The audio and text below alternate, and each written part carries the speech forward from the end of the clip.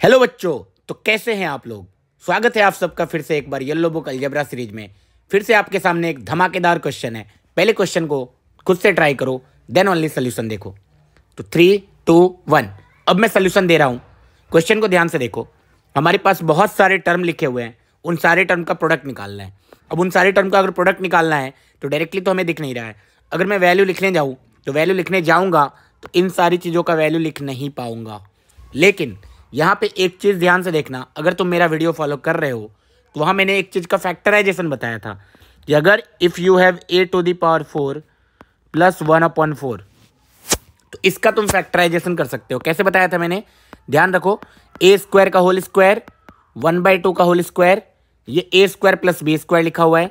इसके बाद मैंने क्या बताया था, ये लिखा हुआ है a + b the whole square minus 2ab, right. उसके बाद जल्दी से बता दो क्या लिखा हुआ था, ये लिखा हुआ था a² + ½ दी होल स्क्वायर माइनस 2 से 2 कट गया a²। उसके बाद मैंने क्या बोला था, उसके बाद बोला था ये a + b into a - b हो जाएगा। और ये अपना टर्म फैक्टराइज हो गया। a⁴ + 1/4 is same as a² - a + ½ multiplied by a² + a + ½ where a can be anything. ये फैक्टराइजेशन आई होप तुम्हें याद होगा, नहीं याद है तो याद कर लो, ठीक है। ओके, उसके बाद क्या करेंगे, ध्यान से देखो। सबसे पहला ऑब्जर्वेशन यही था। सबसे पहला ऑब्जर्वेशन ये था कि यहाँ सारे term some a⁴ + 1/4 a⁴ + 1/4 a⁴ + 1/4 a⁴ + 1/4 and so on. क्या तुम्हें दिखा ये सारे टर्म ऐसे लिखे हुए हैं। तो देखो, जब भी ऐसा लाइन ऑफ थिंकिंग क्या होता है वो मैं तुम्हें सिखा रहा हूँ। लाइन ऑफ थिंकिंग हमारा ये होता है कि जब भी अपने पास प्रोडक्ट सीरीज गिवन हो, बहुत सारे टर्म का प्रोडक्ट गिवन हो, पक्का कैंसल आउट होगा। मतलब something upon something, a/b, b/c, c/d and so on बनेगा, एंड ऐसे कैंसल आउट होना शुरू हो जाएगा, ठीक है। ये सब कैंसल आउट होना शुरू हो जाएगा। हमारा मेन मुद्दा ये होना चाहिए। लेकिन सिंस अभी हम देखेंगे ना तो कुछ भी कैंसल आउट नहीं हो रहा है। एक तरीका तो ये है कि वैल्यू निकाल लो, वैल्यू निकाल के देखो कैंसिल हो रहा है कि नहीं। लेकिन अभी अपने पास कुछ भी कैंसिल नहीं हो रहा है। साइड में मैं ये लिख लेता हूँ, a⁴ + 1/4 की जो वैल्यू आने वाली है वो आने वाली है a² - a + ½ multiplied by a² + a + ½। देखो, अगर कुछ अच्छा सीख के जाना है तो वीडियो में अंत तक बने रहे, क्योंकि ये क्वेश्चन इतना भी आसान नहीं होने वाला है, ठीक है। बहुत कुछ सीखने को मिलेगा तुम्हें। पहले लाइक कर दो, चैनल को सब्सक्राइब कर दो अगर न्यू आए हो तो। एंड चलो कंटिन्यू करते हैं। देखो, मैंने क्या किया, सारे टर्म को इसी तरीके से स्प्लिट कर दिया। लेकिन मैं क्या करूँगा, सारे टर्म को स्प्लिट करने से अच्छा मैं क्या करूँगा, जनरल टर्म लिखूँगा। मैं बोलूँगा ये प्रोडक्ट लिखा हुआ है। प्रोडक्ट को हम लोग किससे डिनोट करते हैं, पाई से। ऊपर में जब देखोगे ना 1, 3, 5 एंड सो ऑन लिखा हुआ है। 1, 3, 5 का जनरल टर्म कितना होता है, 2k - 1 टू दी पावर 4 + 1/4। नीचे क्या लिखा हुआ है, 2k टू दी पावर 4 + 1/4। इन सब का प्रोडक्ट लिखा हुआ है भैया।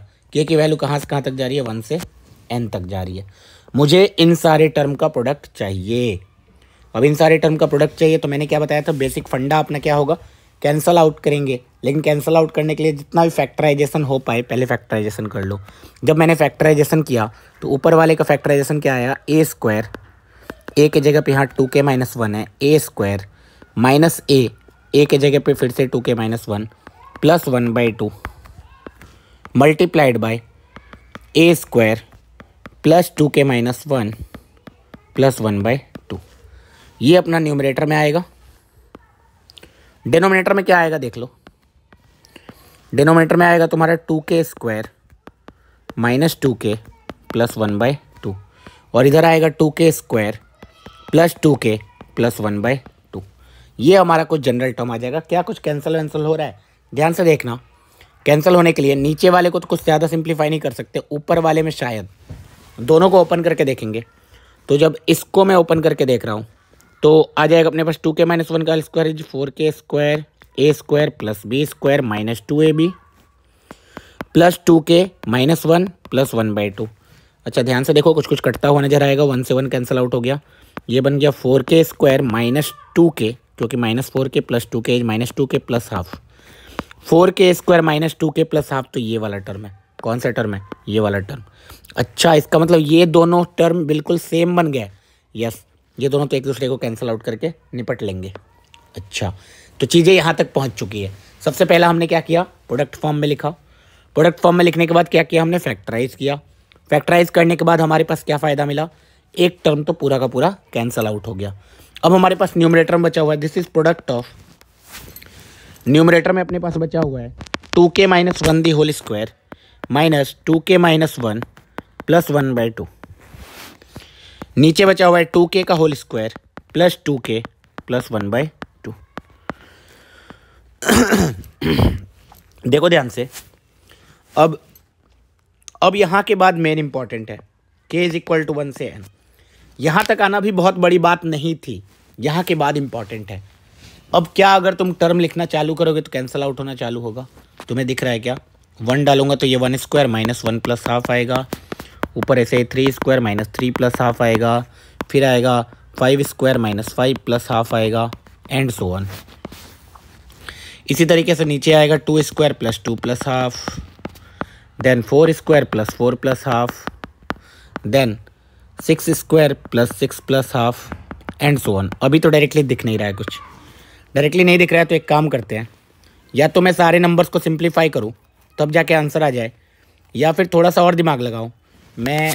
देखो प्लस हाफ कुछ ना कुछ तो कटना चाहिए, नहीं कटेगा तो ये प्रोडक्ट सीरीज का आंसर आएगा ही नहीं। इसका मतलब कटने के लिए 1/2 को छोड़ दिया। इन दोनों को ध्यान से देखो, ऊपर क्या कॉमन है? 2k - 1, ब्रैकेट के अंदर क्या जाएगा? 2k - 1 plus half. अच्छा, नीचे क्या कॉमन है? 2k, ब्रैकेट के अंदर क्या जाएगा? 2k plus 1 plus half. क्या तुम्हें दिख रहा है? ये vk है अगर, तो ये vk प्लस 1 है। कैसे ये सब कैसे दिख जाता है? दिख जाएगा भाई, देखो ना ध्यान से। अगर इसमें k की जगह k प्लस 1 डालूंगा तो नीचे वाला ही तो आ जाएगा। नहीं समझा, ठीक है ना, मत समझो, एक बार फिर से सोचो। ऊपर वाला लिखा हुआ है 2k - 1 which is odd into 2k - 2 which is even plus half. एक ऑड एक इवन का मल्टीप्लिकेशन। नीचे वाले को भी देखोगे तो अगर 2k प्लस 1 एक ऑड है और एक है 2k इवन, इन दोनों का मल्टीप्लिकेशन। ये पाई है एक्चुअल में, k = 1 से n तक। अच्छा, तो अब मैं तुम्हें टर्म लिख के दिखाता हूँ। जब मैं k की वैल्यू 1 डालूंगा तो ऊपर आ जाएगा 1 × 0 प्लस हाफ, नीचे आ जाएगा 2 × 3 प्लस हाफ मल्टीप्लाइड बाय, पाई का मतलब मल्टीप्लिकेशन। जब k की वैल्यू 2 डालूंगा तो 2 डालने पे ये 4 - 2 2 बनेगा, एंड ये 3 बनेगा। 2 × 3 प्लस हाफ, एंड नीचे बनेगा 2 × 4 × 5 प्लस हाफ। नेक्स्ट, k की वैल्यू 3 डालूंगा तो ये आएगा 3 × 6 - 2 4 × 3 × 6 - 1 5 प्लस हाफ। नीचे अपने पास बनेगा 3 डालने पे 6 × 7 plus half, and so on. इस तरीके से बनता जाएगा। ओके, अब लास्ट टर्म अगर nth टर्म निकालूं तो nth टर्म तुम्हें दिखेगा। मैं ऊपर वाला nth टर्म जो है ना उसी को लिख देता हूं। तुम्हारे पास दिखेगा 2n - 1 the whole square minus 2n - 1 plus half, and यहाँ पे तुम्हें दिखेगा 2n का whole square plus 2n plus half. अब मैंने डायरेक्टली nth टर्म क्यों लिख दिया? क्योंकि मुझे दिख गया ना कटता हुआ। देखो अल्टीमेट दुनिया का रूल यही है कि तुम्हें कटेगा, ठीक है, कैसे ना कैसे करके कटेगा। इतना आसानी से दिखता नहीं है कि कट रहा है, लेकिन अगर हम डीपली थिंक करें और सोचे तो दिखेगा कि यस कट रहा है, ठीक है। तो ध्यान से सोच समझ के देखो, ये वाला इससे कटा, ये वाला इससे कटा, ऐसे एंड सो ऑन, ऐसे कटता जाएगा। ऊपर यहाँ 1/2 बचेगा बस। नीचे क्या बच गया? ये आ गया 4n² plus 2n plus half. Half LCM ले तो ऊपर 1 आ गया, नीचे आ गया 8n² plus 4n plus 1। So 1/8n² plus 4n plus 1 answer आ जाएगा। 1/8n² plus 4n plus 1, B option right हो जाएगा। आई होप तुम्हें बहुत कुछ सीखने को मिला होगा इस क्वेश्चन से। अगर सीखने को मिला है तो यार लाइक कर दो, एंड शेयर कर दो वीडियो को, एंड सब्सक्राइब करके जाना, ठीक है। तो चलो मिलते हैं अगले वीडियो में फिर से एक खतरनाक क्वेश्चन के साथ।